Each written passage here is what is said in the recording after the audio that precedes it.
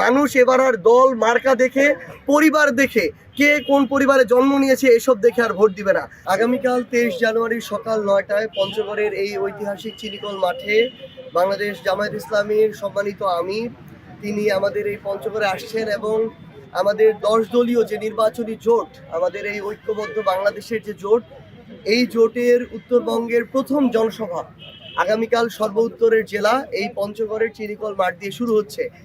আমরা মনে করছি যে পুরো পঞ্চগড় জেলার লক্ষ লক্ষ মানুষের একটি জনসমাগম আগামীকালকে এখানে হতে যাচ্ছে, যেখানে ইনশাআল্লাহ তিল ধারণেরও কোনো ঠাঁই থাকবে না। কারণ মানুষের মধ্যে যে উৎসাহ উদ্দীপনা, কারণ আমরা আমাদের নির্বাচনী জনসভা শুরু করতে যাচ্ছি আমাদের সম্মানিত আমিরে জামায়াতের বক্তব্যের মধ্য দিয়ে, তার শুভ উদ্বোধনের মধ্য দিয়ে। আজকে 22 তারিখ আমাদের নির্বাচনী জনসভা শুরু হওয়ার কথা ছিল, কিন্তু আমরা আজকে এটা রাখিনি।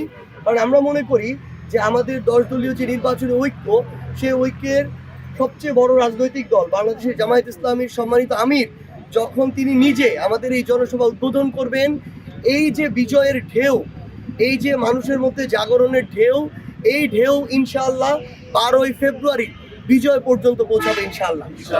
এবং পুরো শুধু পঞ্চগড় নয়, পুরো বাংলাদেশের প্রত্যেকটা মানুষ কিন্তু এখন পরিবর্তনের পক্ষে।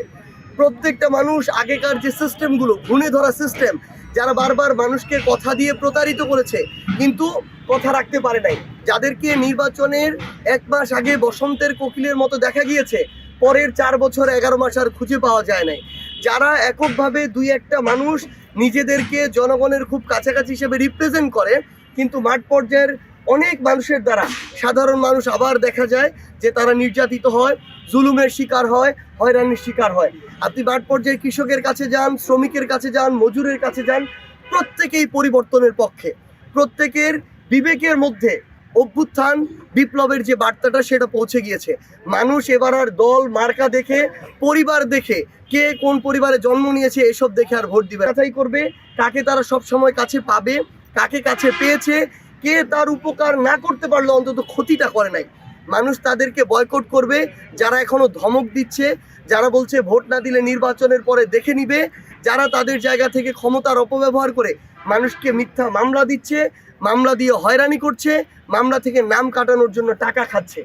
এই সকল যারা জনবিমুখ মানুষ, এই সকল মানুষ যারা জনগণের ভোগান্তির কারণ, তাদের সবাইকে এবার মানুষ বয়কট করবে। এবং আমরা ইনশাআল্লাহ বিশ্বাস করি আমাদের সম্মানিত আমিরে জামায়াত পঞ্চগড়ে আসার মধ্য দিয়ে যে গণজোয়ার তৈরি হবে, সেই গণজোয়ার বাংলাদেশের সর্বোত্তরের জেলা পঞ্চগড় থেকে শুরু করে সর্বদক্ষিণের জেলা কক্সবাজার পর্যন্ত ছড়িয়ে পড়বে।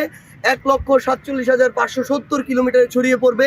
এবং ইনশাআল্লাহ এই 10 দলীয় ঐক্য জোট ঐক্যবদ্ধ বাংলাদেশকে নিয়ে, বাংলাদেশের মানুষকে সাথে নিয়ে আগামীর বাংলাদেশে সরকার গঠন করবে ইনশাআল্লাহ।